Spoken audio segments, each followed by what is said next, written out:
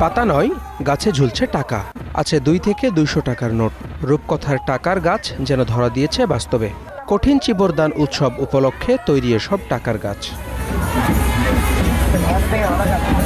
3 মাসের বর্ষাবাস শেষে আশ্বিনী পূর্ণিমা থেকে কার্তিক পূর্ণিমা পর্যন্ত 3 পার্বত্য জেলার বিহারগুলোতে চলে কঠিন চিবরদান অনুষ্ঠান। সবচেয়ে বড় আয়োজন হয় রাঙ্গামাটির রাজবন বিহারে।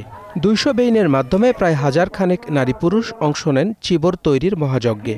মাত্র 24 ঘন্টার মধ্যে তুলা থেকে সুতা, সুতা রং করে কাপড় বুনা, আবার সেই কাপড় সেলাই করে উপহার দেওয়া হয় ভিক্ষুদের।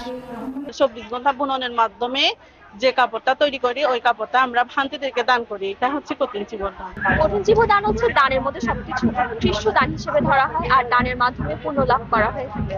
আর কঠিন চিবরদানের মধ্যে রাঙ্গামাটিতে যতগুলো সম্প্রদায় আছে সবগুলোর একটা মিলন মেলাও বলা যায়। এটা আমরা সকল বিশ্বের মানুষ শান্তিতে বসবাস করুক, সকল প্রাণী যাতে সুখী হয়, আমরা এই প্রার্থনা করব। আমাদের মূলত এই উদ্দেশ্য, আমাদের এই কঠিন চিবরদানের মূল সবার জন্য, মঙ্গলের জন্য আর কি। সকল প্রাণী হিতৈষী বা সকল ওই বাংলাদেশের বা সব বিশ্বের সুখ শান্তির জন্য মানে এটা উদযাপন করা হয়।